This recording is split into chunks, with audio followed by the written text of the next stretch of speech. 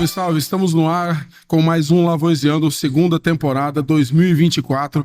Tudo bem com todo mundo? Um bom ano novo para todos e cá estamos novamente para mais um ano de entrevistas falando sobre educação, trazendo os melhores profissionais, falando sobre metodologias de ensino, certo? E novamente com o doutor José Felipe. Certo? Que ano passado nós fizemos um piloto, certo? Ficou muito legal, mas ficou legal a presença, mas não a gravação. E Aham. cá estamos de volta para poder recomeçar. Boa Boa tarde tarde. a todos do Lavoisier, né? Todos os estudantes aí que estão vendo nossa entrevista. Quero agradecer o convite. É uma honra estar aqui, porque o cursinho fez parte da minha vida também, marcou minha vida. E o cursinho ele é muito importante, principalmente aqueles alunos que estão aí é, almejando entrar num curso de medicina, direito, aqueles cursos mais concorridos, muitas vezes só o ensino normal, né, não habilita entrar, né, no vestibular, que está muito concorrido, né? E aí?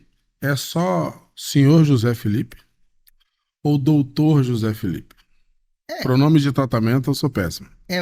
O doutor, ele tem vários sentidos, né? No meu caso, que eu sou ginecologista obstetra, né? Até para paciente ela falar o doutor, para ela se sentir até mais à vontade, porque quem está ali, às vezes, consultando o paciente, não é mais o indivíduo José Felipe, né? Ele é um médico que ele tem que ter a ética, ele tem que estar ali, ele tem que ser profissional. E quando ela fala doutor, eu acho que já coloca tudo isso dentro de uma consulta e para ela se sente melhor. Eu Diante. penso nesse sentido, não pela questão de imposição, que é melhor, que, né, porque fez a faculdade de medicina, mas eu acho que impõe ética, profissionalismo. Nesse sentido, eu acho que é interessante o doutor. E quem é o doutor José Felipe? Então, eu moro aqui, eu nasci em Rondonópolis, né? E em meados de 80 terminei meu segundo grau. Desde os 7 anos de idade, eu pensava em ser médico, né? E aí teve uma fatalidade da nossa família. Nós sofremos um acidente de automóvel em 1983. Eu ia fazer 10 anos de idade. E nesse acidente eu perdi meu pai. Ele chegou a ser operado de emergência, ficou vivo um dia só. Perdi uma irmã de 9 anos e perdi um irmão de 7 anos. Sobreviveu minha mãe, Nossa. que teve que ser operada de urgência, né? A gente fala laparotomia, tinha hemorragia interna, conseguiram salvar minha mãe. Minha irmã também teve que passar por alguns procedimentos e eu não tive nada na época, graças a Deus. Fui eu que saí de dentro das ferragens do carro para pedir ajuda. E essa situação da perca, da importância da medicina naquele momento, fez eu pensar mais ainda em ser médico.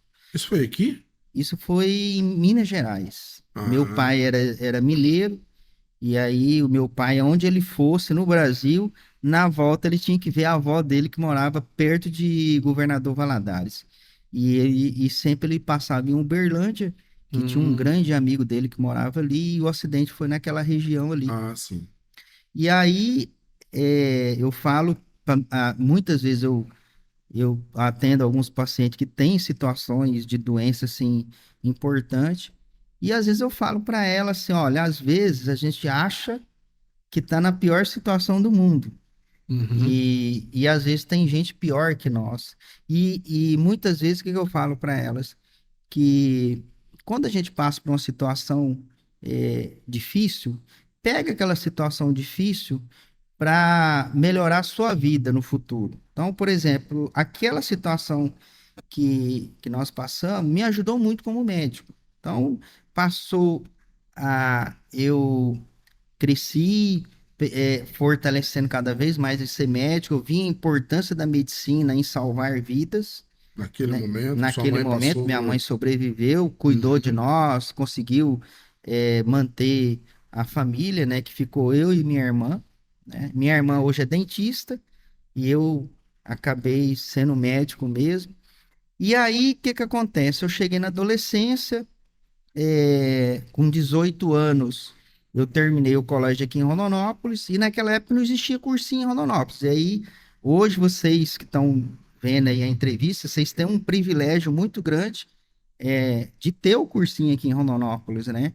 E naquela época não existia cursinho em Rondonópolis, e minha mãe casou novamente, e o meu padrasto, que eu considero pai hoje meu, ele fez odontologia na USP de Ribeirão Preto. Hum. Então, ele foi um grande incentivador para estudar fora. E aí, naquela época, minha mãe chegou para mim e falou: Ó, você está indo fazer cursinho em São Paulo, Ribeirão Preto. E aí, eu fui em 89 fazer. 89 eu fui fazer terceiro ano, na verdade. E aí, eu não passei no vestibular. E aí, em 90 eu fui fazer cursinho. E o cursinho é outra situação. Vocês, quando entrar no cursinho, vocês vão entender a diferença, da sala de aula lá no colégio e do cursinho, né? Ele fez você se identificar mais com a profissão que você queria. Você O- já entrou com um foco e no curso você descobriu de fato que você queria aquilo. Então, na verdade, assim, quando eu fui para São Paulo, eu morei aí, os estudantes aí que tem o pai e a mãe aqui em Rondonópolis e não precisa sair de casa, olha, às vezes é bom e às vezes não é. O bom é que você vai estar na zona de conforto de estar na sua casa, né, a comida, né, às vezes o transporte aqui em Rondonópolis é mais tranquilo, mas em Ribeirão Preto nós tínhamos que andar às vezes 10 quadras para almoçar em outro lugar, né? O curso, você tinha que almoçar em meia hora, você tinha que estar no cursinho, que era 11 quadras dali, era aquela correria. Mas quando eu morei em São Paulo, e final de semana não tinha como vir para Rondonópolis, né?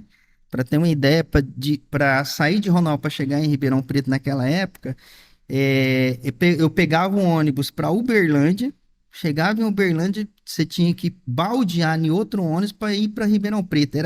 Era 12 horas de viagem, pra você ter uma ideia.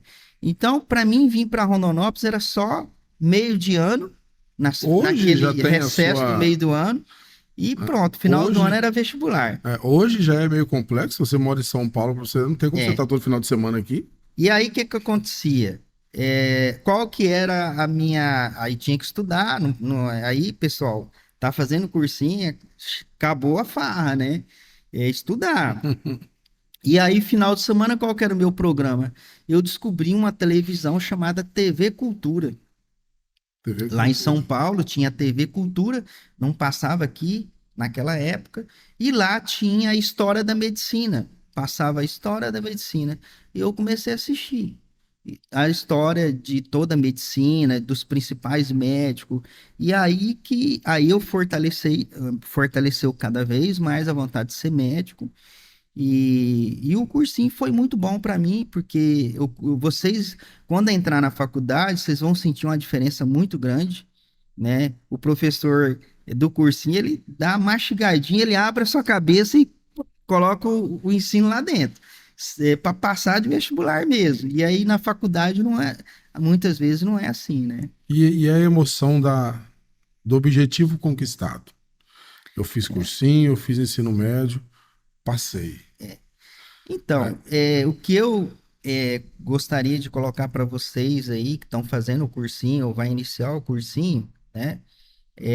Eu tive muita sorte, que o meu pai e minha mãe nunca cobrou assim, você tem que passar logo, se você não passar, você vai trabalhar. Porque tem pais que é assim, se não passar esse ano, você vai trabalhar. Ou você quer medicina, se você não passar esse ano, você vai fazer qualquer coisa na área da biológica, mas não esquece medicina.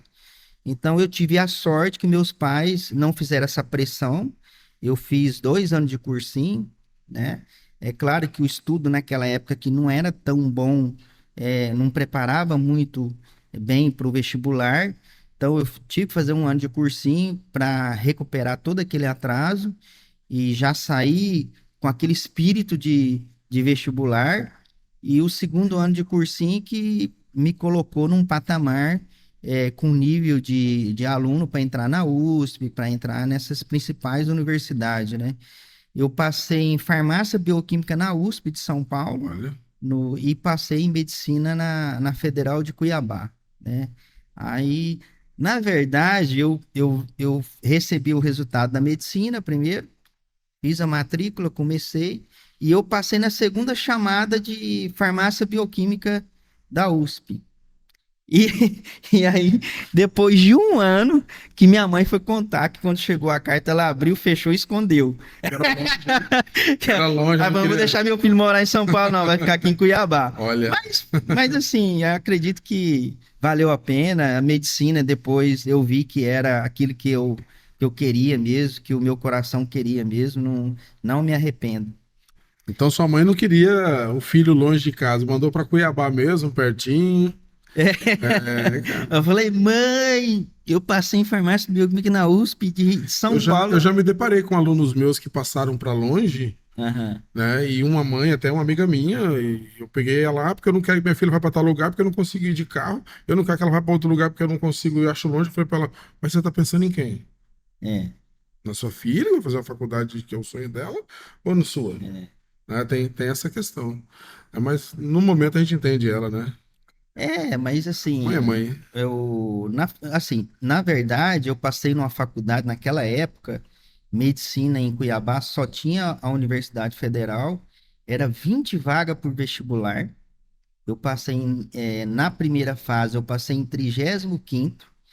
A primeira fase era aquela de X, e Hum. a segunda fase era aberta, e aí eu consegui passar em 19º, né? E eu tenho um episódio até legal que nós estávamos fazendo a prova e só faltava 3 alunos para terminar a prova. Aí era eu e mais 2 alunos.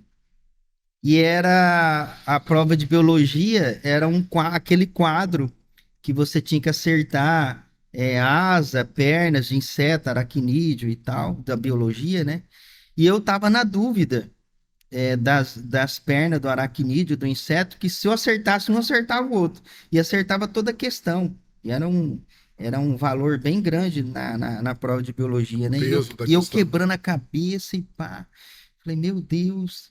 E aí eu falei, pô, eu tô aqui numa faculdade pública naquela época, né? Eu falei, peraí, eu olhei pra cima, tinha uma aranha enorme lá em cima, e eu comecei a dar risada. E aí o fiscal falou: o que que foi? Eu falei: cara, eu tava quebrando a cabeça na questão, olha lá a aranha lá em cima. Ele falou: mas não pode. Eu falei: não, mas peraí, a aranha tá ali, eu não tô colando. E aí todos os outros dois viram também, eu acertei a questão. Mas assim, o cursinho eu acho que é muito importante para os alunos que estão entrando aí. Sim. É aquilo que eu falo, vocês que moram em Rondonópolis, vocês têm um privilégio de se preocupar só em estudar, né? Aqueles que moram, têm os pais aí, né? Então já tem uma dificuldade menor, que é a moradia, o transporte, a Sim. alimentação, né? Aqueles que são de fora, né? Que é a dificuldade maior, muitas É, alguns vezes estabelecem residência temporária aqui. né? Eu sempre morei em pensionato, né? Pra vocês terem uma ideia, o meu pensionato era um sobradinho, era 4 quartos e 13 pessoas que moravam, né? O meu quarto era uma cama e uma beliche, um guarda-roupa de 2 portas pequena e uma geladeira para 13 alunos. E ali você, às vezes, está acostumado a ter o conforto na sua casa. É uma lição de vida. Você tem que aprender a dividir, você tem que aprender a comunicar. E isso daí já é um aprendizado já, né? E dentro da faculdade você tem a questão de também, assim, o aluno acho que entrou na faculdade, agora eu vou de boa. Não, tem o estudo também, o foco do que você quer, a especialidade que você quer fazer, né? É. Quando você decidiu ir para a área que você atua agora? Foi posterior à faculdade, foi dentro dela mesmo?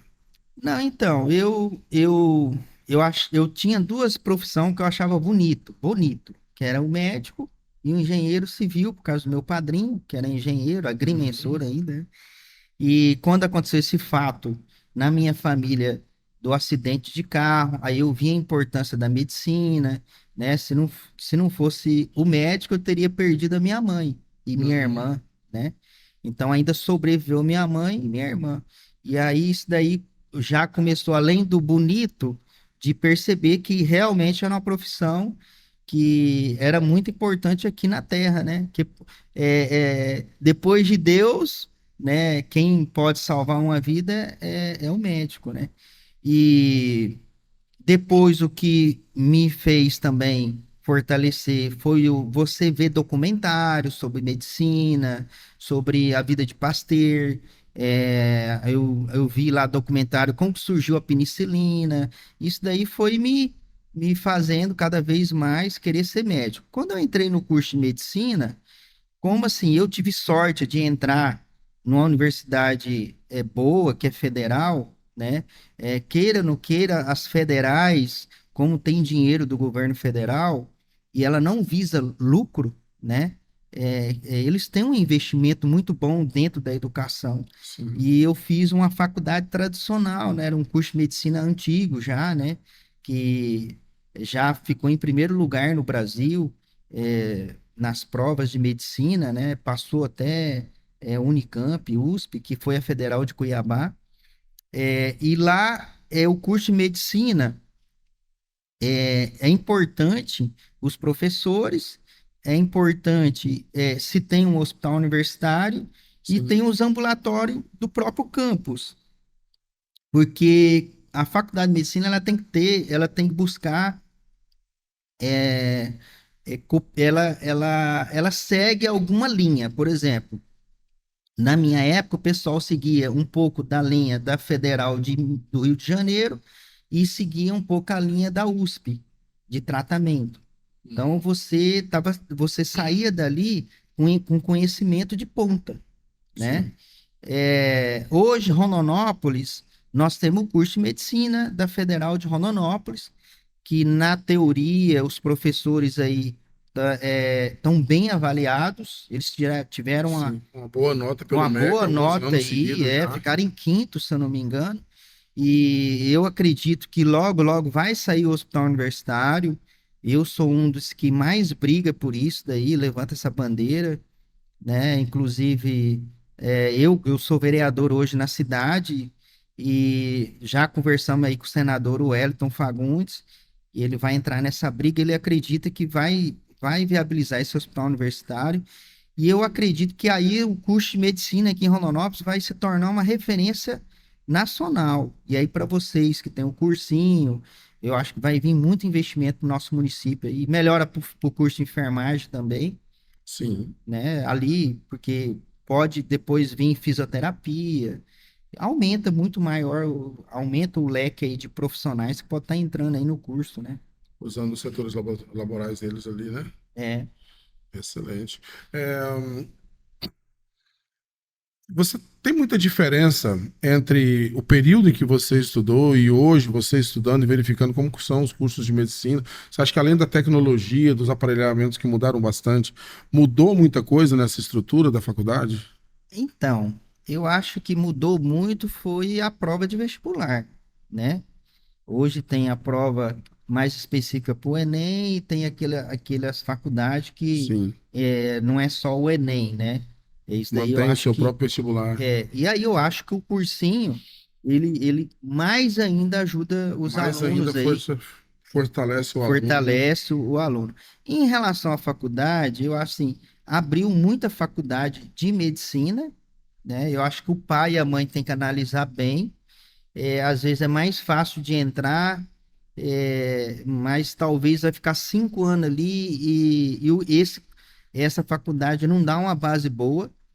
E aí o que vai acontecer? É o que está acontecendo muito na medicina, ter profissionais aí que estão tendo muita crítica, Erros médicos desacreditando a constantes, medicina, né? alguns erros médicos Erros básicos. médicos. Então, assim, eu acredito assim. Teve o lado bom, que abriu mais faculdade, deu mais oportunidade, mas por outro lado, eu acredito que caiu muito o ensino da medicina no Brasil em si. Caiu muito. Doutor José Felipe. O trabalho de um médico é cuidar de vidas. Como que é lidar com isso? Ter uma vida ali na sua frente e Uhum. você usar de todos os recursos para tentar salvar essa vida. Então assim, a medicina, quando o aluno entra no curso de medicina, ele tem que gostar, né? Ele tem que ser curioso. O médico ele tem que ser curioso. Ele tem que ser igual um investigador da polícia. O corpo humano é isso, né? E quando você lida com um paciente que vem para você que está doente, você vai ter que investigar o que está acontecendo naquele corpo. Tem uma aula que eu tive de cursinho que eu nunca esqueço, de biologia, que o professor ele comparava o carro com o corpo humano. Acho que ele viu uma forma fácil de fazer com que o aluno entendesse como funcionava a fisiologia do nosso organismo, né? Que ele falava que o motor do carro, ele queima o combustível e faz o carro andar. Aí ele ia lá no corpo humano, ó, esse motor é o coração, né? Aí ele ia lá e falava, olha, as proteínas é a lataria do carro, né? É ela que repõe as peças que quando estraga ou quebra, vai lá e repõe. E assim por diante. Então, quando você entra na faculdade, você tem que gostar da profissão. Ah, eu quero fazer medicina que eu vou ganhar dinheiro. Primeiro que medicina já não está tanto assim, né? É claro que financeiramente, a área da medicina ainda você tem uma estabilidade financeira, né? Mas existe essa máxima de que médico é rico, viu? Não é Não sei se o todos. senhor é rico, mas Dentro, dizem isso, dentro dizem. da, dentro da média brasileira, você pode considerar um médico como rico, né? Mas é um rico assim, ele tem a vida confortável, ele consegue viajar, consegue ter umas férias, ele consegue pagar uma escola boa para o filho, ele consegue ter um plano de saúde bom, consegue comprar uma roupa que ele tem vontade de comprar e ter uma casa. Então, é o rico, né? Agora, se você for um médico, e aí a dica para vocês, entrou no curso de medicina, se dedica muito ao curso de vocês, estuda bem mesmo, a hora de farrear ficou lá na adolescência. Então, dedica ao curso, porque se você sair de lá e você conseguir ser um médico de referência no seu município, fazer uma boa especialidade, né? É claro que você pode financeiramente ganhar muito mais, ter uma vida muito melhor. Mas a medicina não é só isso. Se você entrar na medicina só para ganhar dinheiro, você acaba que, às vezes, não sendo um bom profissional, porque tem que ter coração e vontade de ser médico, investigar, né? Quantas vezes eu já atendi paciente, às vezes, e eu vejo que o meu paciente, eu descubro que ele pagou minha consulta, mas não tirou ele deixou de jantar para ir lá no meu consultório. E às vezes eu mando devolver o dinheiro, porque não adianta ele consultar comigo e não conseguir pagar os medicamentos. E Uhum. aí a medicina não é só ganhar dinheiro, né? Mas assim, manda muito a faculdade que um aluno entra. Então, por exemplo, na minha época, a minha faculdade era uma federal, e a federal, dentro do programa da federal, é atender gratuitamente, não cobra. E aí, quem eu atendia mais eram os pacientes de periferia, os pacientes do SUS. E você tem que, para você atender esse paciente, você não pode ficar falando palavreados técnicos, né? Muitas vezes Sim. você tem que falar o linguajar dessa pessoa, senão ela não entende o que você está falando. Então, a faculdade que eu fiz, que era uma federal na época, eu acho que ela me humanizou mais nesse sentido, né? Então, quando eu cheguei em Rondonópolis, voltei para Rondonópolis em 2003, né? Isso me ajudou muito. Mas o primeiro paciente que quando lá na minha época era assim, eram os 4 primeiros anos era praticamente teoria, né? No quarto ano você começava a visitar os hospitais e no quinto, sexto ano era um internato hospitalar. Então o aluno ficava 2 anos dentro do hospital, né? Residência, né? Não, não, Não, não, a residência chama. residência é a especialidade. Ah, O tá. aluno, 6 anos, ele forma médico, ele é um clínico geral. E aí ou ele faz uma especialidade, aí ele vai escolher sua especialidade. endocrinologia, ginecologia, cardiologia, neurologia. Na minha época era 2 anos, hoje é 3 anos, né? Dentro do curso de medicina dos 6 anos, geralmente o quinto e o sexto ano fala internato, internato hospitalar, né? Porque o meu curso tinha hospital universitário. Então você dormia, morava no hospital. E dentro do hospital tinha os ambulatórios de especialidade. Então, por exemplo, cada 3 meses a gente rodava numa especialidade. Então, você passava 3 meses na ginecologia, você ia atender todos os pacientes internados da ginecologia, 7 horas os alunos chegavam, cada um tinha o seu paciente distribuído, ele ia lá, examinava, medicava, pedia exame. 8 horas o professor chegava no hospital, e passava leito por leito, discutindo os problemas dos pacientes, passando para eles a situação que estavam. 9 horas terminava tudo, todo mundo ia para uma sala. E nessa sala era uma mesona enorme, e aí nós íamos discutir paciente por paciente, mas de outra forma, científica. Aí pegava lá um paciente com a doença cardíaca, você ia fazer, você ia descrever todo o exame físico, quais os exames que você pediu, por quê, qual que era o diagnóstico, na onde você tirou esse diagnóstico, que artigo científico, que livro que estava isso. E aí o professor discutia com todos os alunos se estava certo, se estava errado, o que tinha que fazer, e fechava o dia. Então, o hospital universitário, ele dá essa possibilidade para o aluno melhorar mais ainda o ensino dele como médico. Sim. E sempre o hospital, ele tem que escolher uma linha. Linha que eu falo, por exemplo, ó, na minha faculdade, quando eu já estava saindo dela, praticamente todos os protocolos eram da USP de São Paulo. Então, nós trabalhávamos em cima dos protocolos de tratamento da USP de São Paulo, então, que é hoje uma das melhores faculdades do Brasil, né? E do mundo, Do mundo. né? Então, e aí você passava por todas as especialidades, cirurgia geral, e aí dependendo da sua faculdade, ela vai ter essas especialidades só básica e vai ter as especialidades mais complexas, né? Então, quando eu vim para Rondonópolis, a minha formação médica foi muito boa, né? Que foi a Federal de Cuiabá. E eu tenho certeza que nós vamos conseguir o hospital universitário aqui para Rondonópolis também e melhorar esse curso de medicina aí, né? Que é importante. E você, enquanto estudante ou depois já de formado, é, a sensação de- já passou pela sensação de perder um paciente? Então, quando eu entrei no internato hospitalar, que era o quinto ano de medicina, né? Aí na hora da distribuição eu peguei um paciente que ele já estava na UTI, era um índio, né?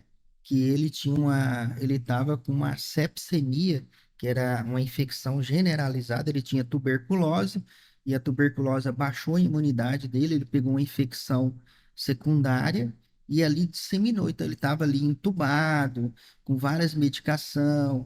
E aí no segundo dia de que eu havia assumido o caso dele, ele veio a óbito, né?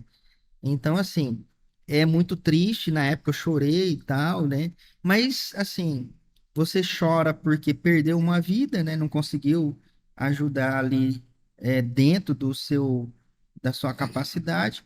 Mas no final você sabe que tem situações que o médico não consegue reverter, né? E ali você acaba que, desde que você faça tudo que você tinha que fazer dentro você não fez nada de errado, você se sente também aliviado que você tentou fazer tudo que você pôde, né? Uma outra situação que eu tive uma paciente de 11 anos, foi a minha segunda paciente. Ela tinha lúpus, que era uma doença autoimune e que ataca o rim. E essa menina fazia hemodiálise com 11 anos de idade. Nossa. O que é hemodiálise, pessoal? O rim não funciona mais, é o rim que filtra as impurezas e joga fora do organismo pela urina. E o rim dela já não conseguia fazer isso. Ela tinha 11 anos. E a hemodiálise, você senta do lado de uma máquina, né? Tira o sangue da pessoa, roda naquela máquina o sangue dela todinha e devolve, mas a máquina faz essa filtração que o rim fazia. E ela tem que fazer isso 3 vezes por semana. E esse período aí é umas 3 horas que ela fica ali parada, né? Agora você imagina uma criança de 11 anos, né? E aí, pra você ter uma ideia, e aí eu acompanhei essa menina, eu entrei na clínica médica e fiz uma amizade muito grande com ela, com a mãe. Teve um episódio que nós fomos num hospital fazer essa hemodiálise, e na época lá o médico tratou muito mal ela, né? E eu discuti com o médico, briguei com o médico, né? Falei, cara, você é médico, você esqueceu por que que você fez medicina? Eu acredito que quem pensa e fala ser médico um dia é porque ele é um ser humano um pouco diferenciado e você não está parecendo que aprendeu isso. E tá.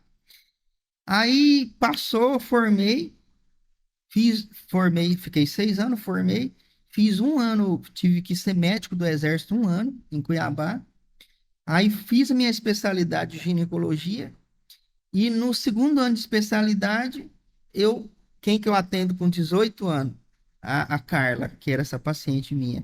Com 18 aninhos, eu atendi ela ainda. E depois nunca mais vi ela.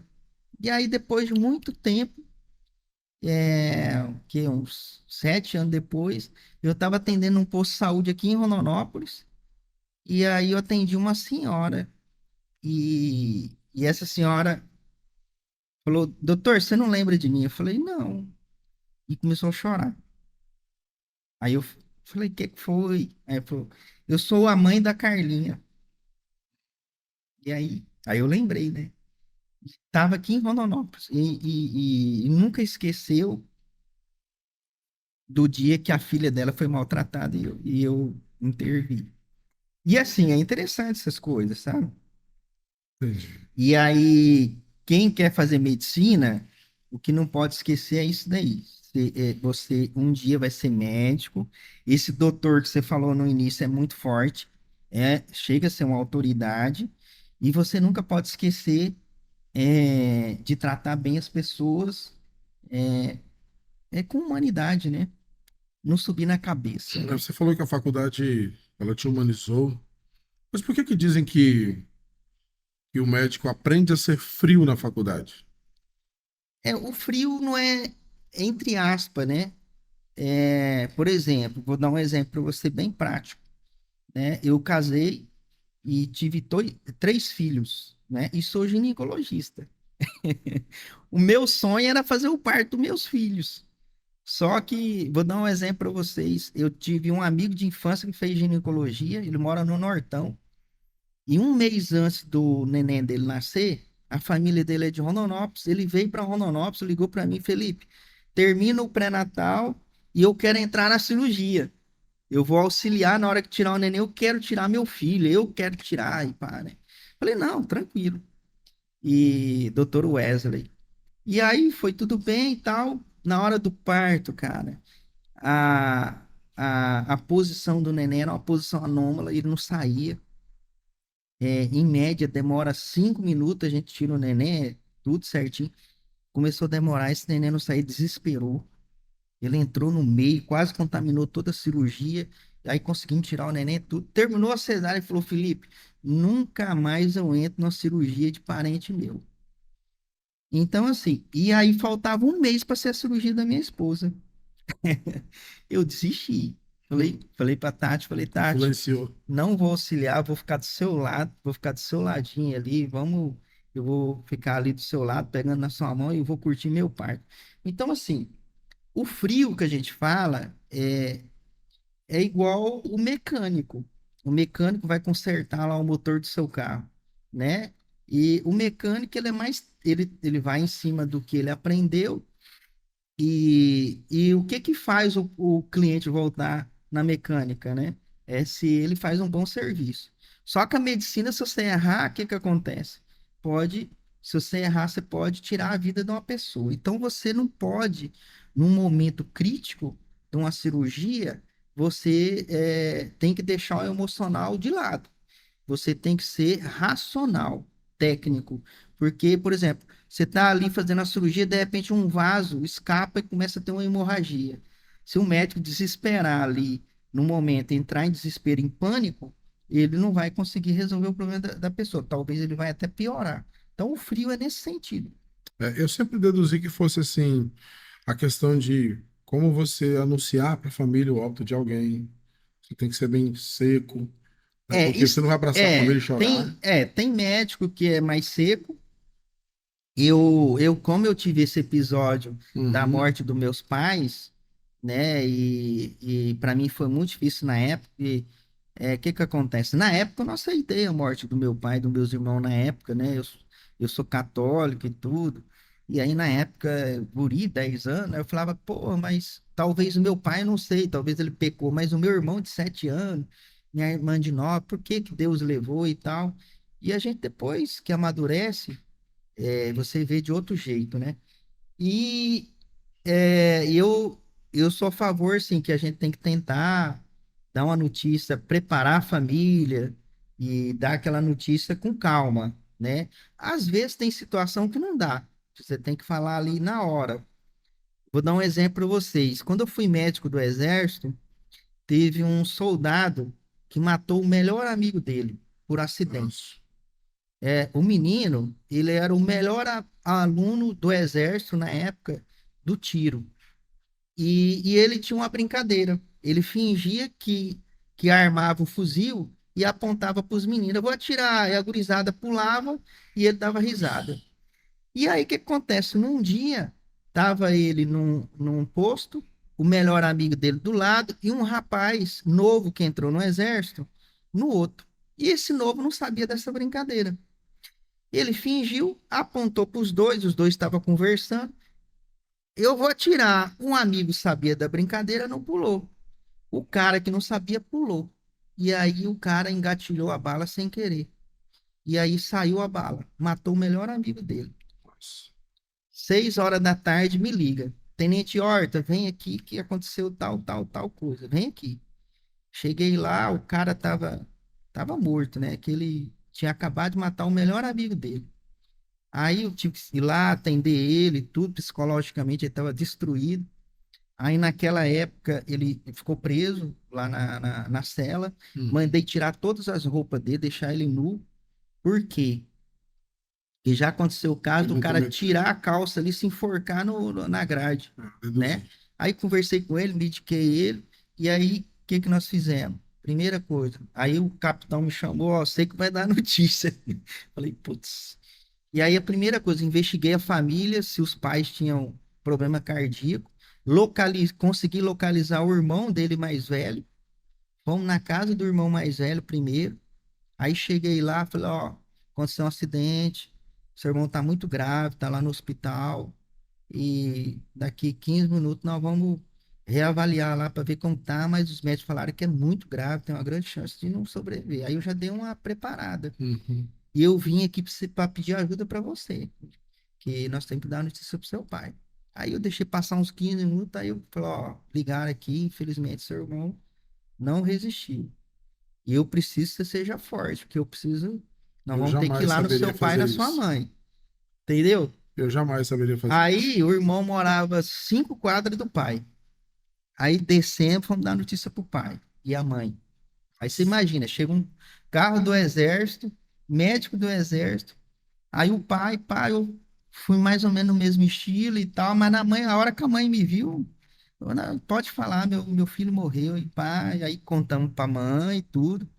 Aí o exército deu toda o suporte, funerária, tudo. E aí, cara, eu fiquei a noite toda no velório, como médico. E aí tinha que dar notícia pra irmã. E a irmã tinha acabado de ganhar neném. Tinha 5 dias, tinha tido um parto cesariana.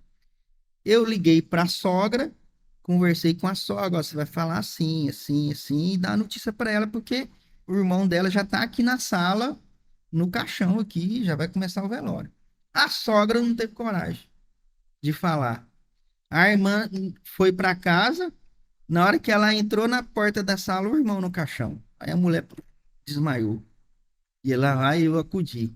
Falando, eu não sirvo pra essas coisas, não. Família toda hipertensa. Eu Eu não passei a sirvo noite pra toda isso, não. medicando. E aí e quando chegavam os aloprados da família, olhava para mim, olhava a minha roupa do exército, quer dizer, que o menino morreu de um tiro, né? É, E não sabia da história direito.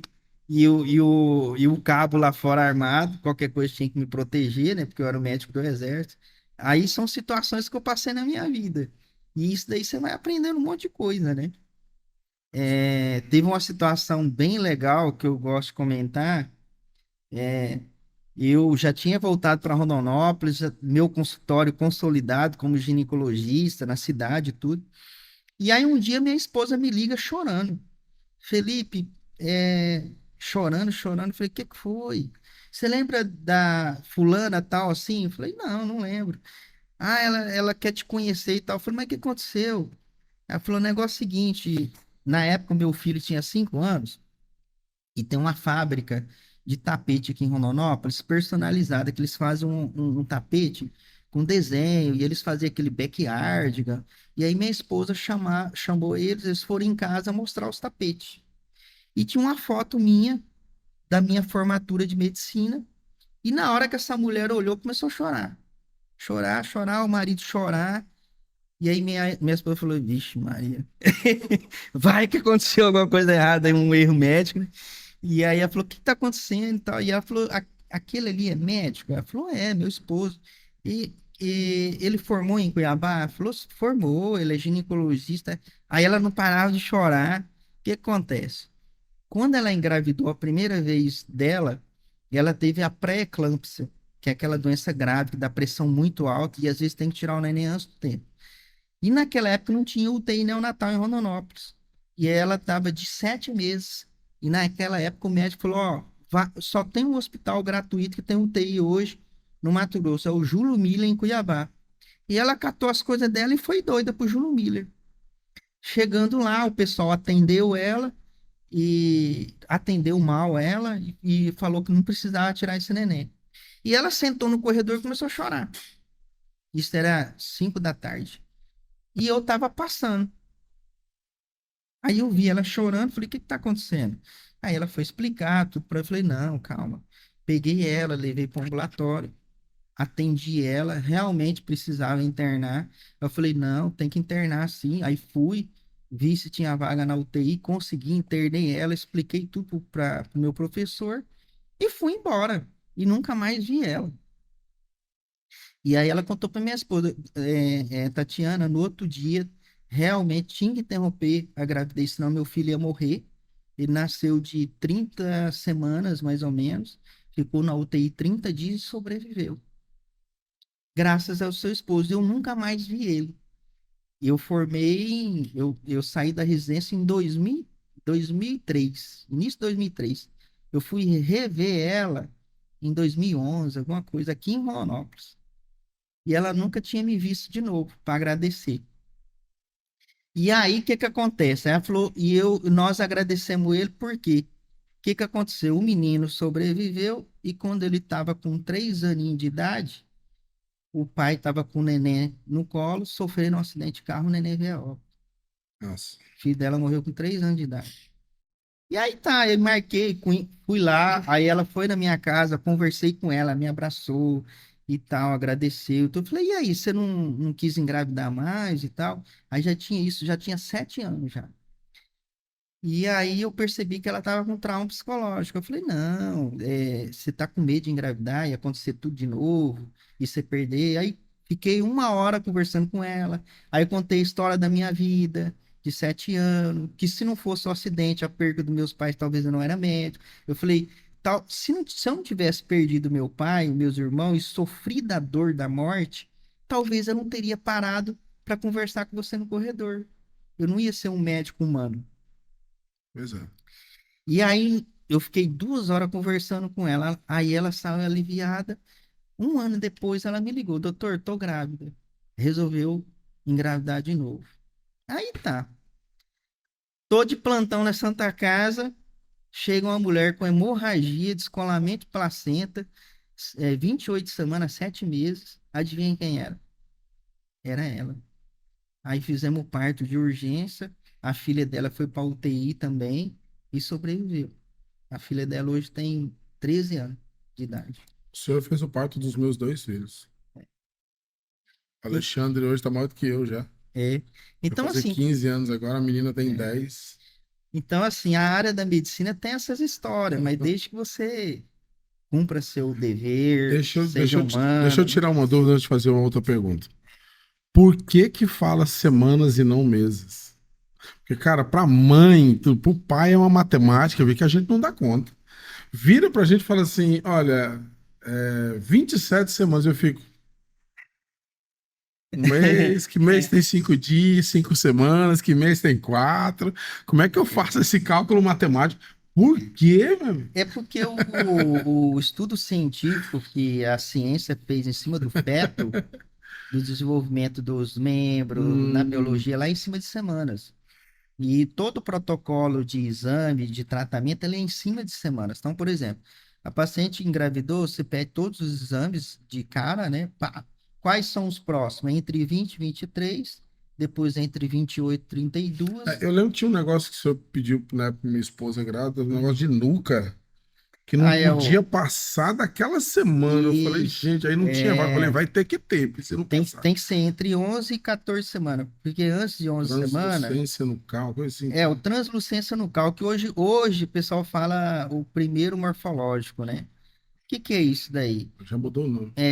Que é isso daí? É de uma forma bem simples. Aí é isso que eu acho que quando vocês virarem médico, entendeu? Vocês têm que procurar estar próximo da população. O que é o translucência nucal? Eu falo de um jeito que a população entende. As crianças que têm malformação genética grave, na maioria das vezes, ela tem um pescoço curto. Ela quase não tem pescoço. Então, aqui a dobra da gordura, ela aumenta. Então, entre 11 e 14 semanas, eles começaram a fazer estudo, tem que estar no máximo 3 milímetros. Tem que estar abaixo de 3 milímetros. Quando passa 3 milímetros, entra nessa categoria de doenças genéticas, como o síndrome de Down, de Patey. E aí, isso daí é muito importante para a mulher acima de 35 anos, né?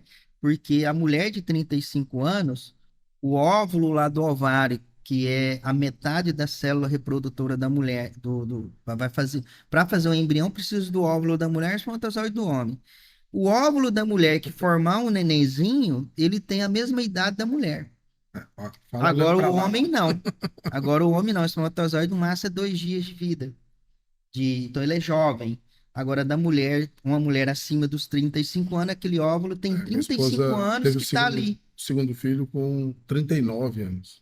Teve um risco grande para o Down e hoje o que nós estamos tendo muito aí é o autismo, né? Espectro Também, autista. né? Espectro. Outra coisa, existe um curso específico para ver naquela telinha Ultrassom? do ultrassom e enxergar um bebê naquilo? Porque, gente, eu ia, Sim, sim. sentava, olha aqui a mãozinha, falava, mas moço, É onde verdade. é que você tá vendo a mãozinha? Não. Tem um Hoje. curso lá na faculdade para É. falar, é assim, assim. Então, aí, pessoal, quando vocês forem escolher a faculdade de medicina, é importante. Por exemplo, hoje no Júlio Miller, o aluno, ele passa pelo estágio de ultrassom, ele chega a fazer ultrassom, para vocês terem uma ideia. Tem curso de medicina que não tem isso, né? Você não vai passar por isso. Aí depois você tem que pagar para fazer curso por fora.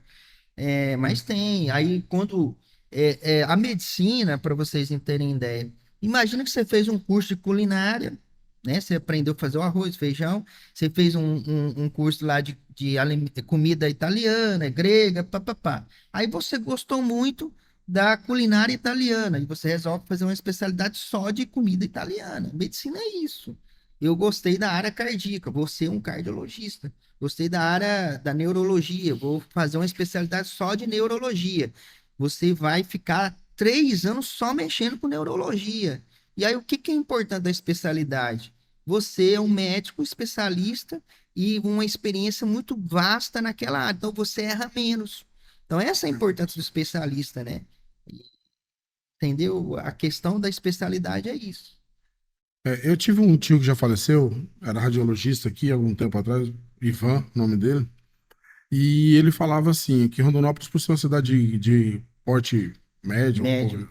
ela carece de muitos profissionais. Ele falava assim, olha, toda vez que eu vejo alguém querendo fazer medicina, Uhum, que para fora, né, ele falava, olha, faça medicina para fora, mas depois volta. Se uhum. especialize em áreas que não tem, porque senão você fica em São Paulo, tem 1000 iguais a você. E aqui não. Aqui falta, por exemplo, para pediatria, falta um neuropediatra, falta um, É. né? E Isso tem, seria importante? é importante, tem outra situação também. Procurar um lugar Eu onde vou dar uma ideia para vocês. Hoje, um plantão de 12 horas de um médico aqui é uma média de 1.200 a 1.500 reais. Sabe quanto está em São Paulo? 800 reais. Porque é médico batendo na cabeça de médico. É igual um professor. Hoje vocês ainda, eu acho que vocês deveriam ser mais valorizados, realmente. O professor, né? Ainda o professor de cursinho tem uma valorização melhor do que o público, né? Infelizmente. Mas por ter menos aqui, ainda vocês conseguem. É o mercado, né? E Rondonópolis, Mato Grosso, só tinha a Faculdade Federal de Uhum. Cuiabá. Hoje tem a Unic, hoje tem a Univag, né? E tem aqui a Federal de Rondonópolis, né? O que está faltando aqui para o curso de medicina de Rondonópolis virar uma potência, né? É o hospital universitário. Por quê? Hospital escola é diferente de um hospital normal.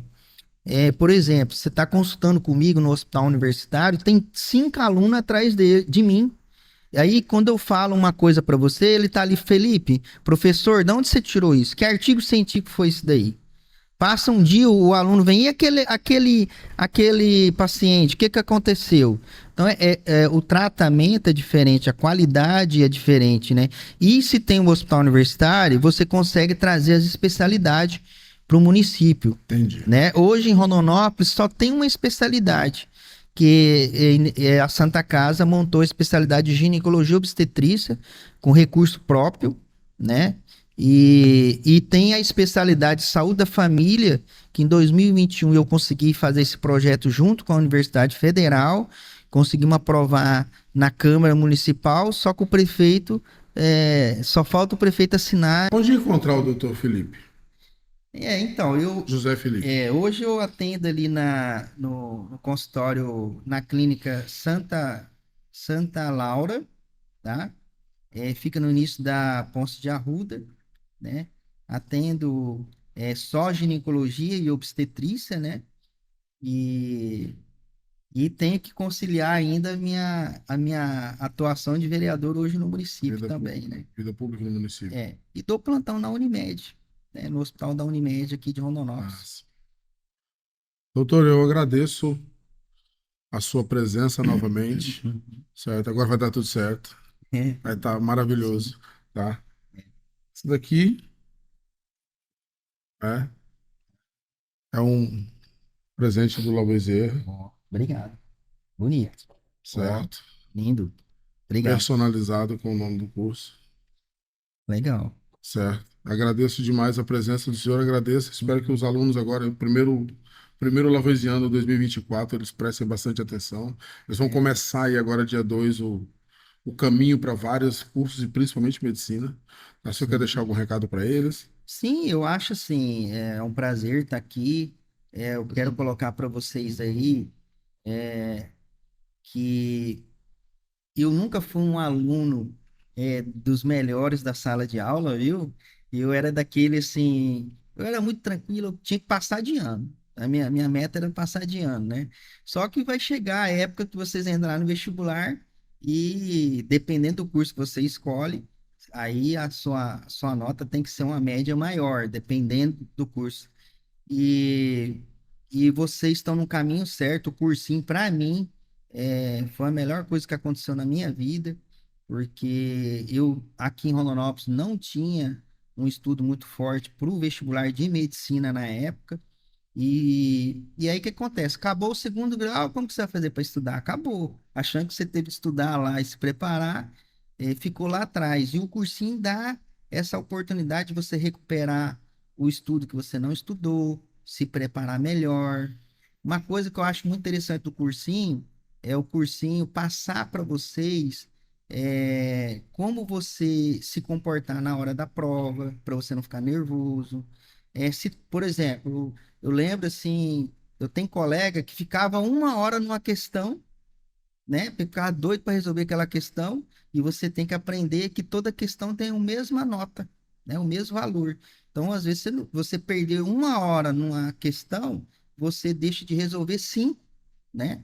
E o cursinho vai passar isso para vocês, né? Fora que eles sempre eles estão bem atualizados em relação às provas, o que que pode cair mais, qual que é a matéria que mais está evidente vai cair no vestibular. E isso aí facilita muito para vocês. Então, espero que vocês levem a sério o cursinho. A farra foi lá na adolescência e agora vocês têm que lutar para entrar na faculdade e ser um bom profissional. Muito obrigado novamente, professor. E esse foi o primeiro Lavoisiano 2024 da segunda temporada, tá? E espero que no dia retorno de falar novamente de vários outros assuntos também. Bom, muito obrigado. Eu sou o professor Marcelo e até a próxima, senhores.